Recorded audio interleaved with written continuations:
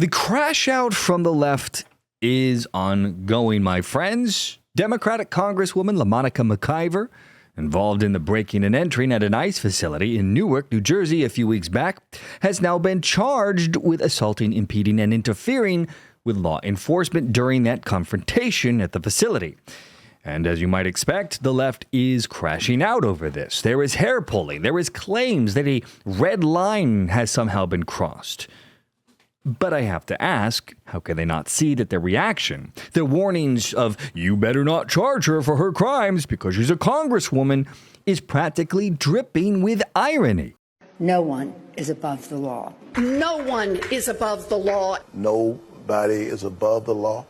No one is above the law. No one is above the law. Nobody is above the law. No one is above the law. No one is above the law. No one is above the law. No one is above the law. No one is above the law. What happened to their no one is above the law? How are they this stupid? So let me get this straight. No one is above the law except for everyone but Donald Trump. These Democrat congressmen, these retards, throw a giant temper tantrum in front of an ICE facility, then rush the gates, break and enter, get caught shoving ICE agents and even punching one, and then they complain that they are the victim. And the entitlement from these Democrat congressmen at the facility is also outstanding. Here's LaMonica McIver after pushing and shoving ICE agents, informing them that they can't talk to her this way because she is a congresswoman. How dare they?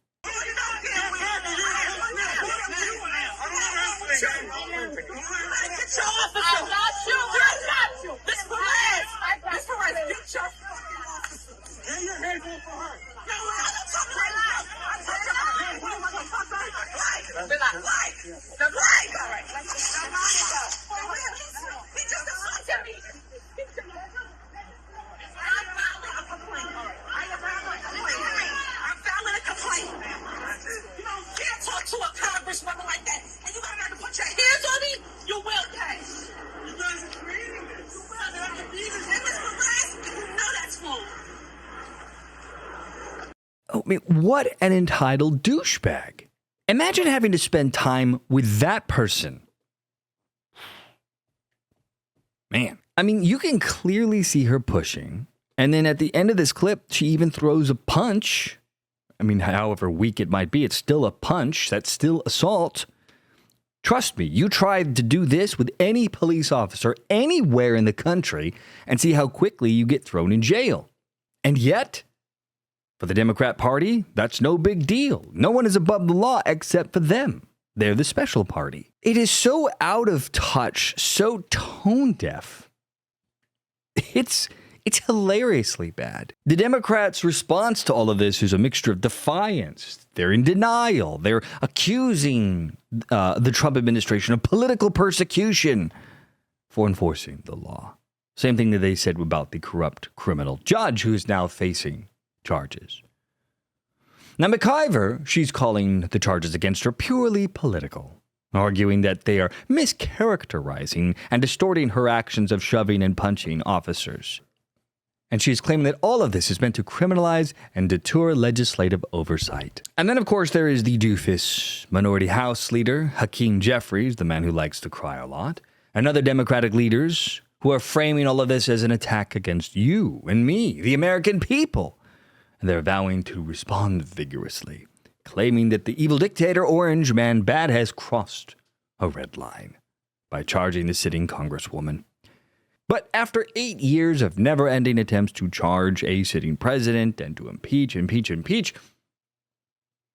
in fact actually trying to convict him, it seems incredibly rich to me that this time it is a bridge too far. And meanwhile, on the other side of the aisle, particularly the Trump administration and their allies, they're just dismissing the Democratic crash out and moving forward.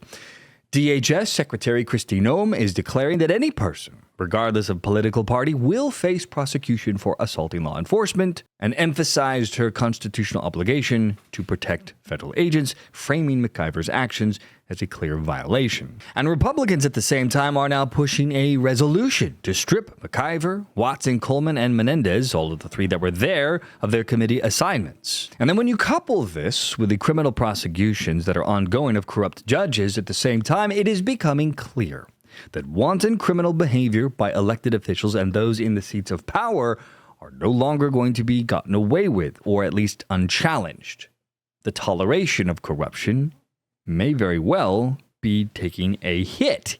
I doubt it's actually coming to an end, but baby steps. And if we're being completely honest with ourselves, the Democrat Party leaders should be very afraid of something like this happening. They have drunk deeply from the cup of corruption for decades now. And they know that given enough time, they too may find their heads on the chopping block.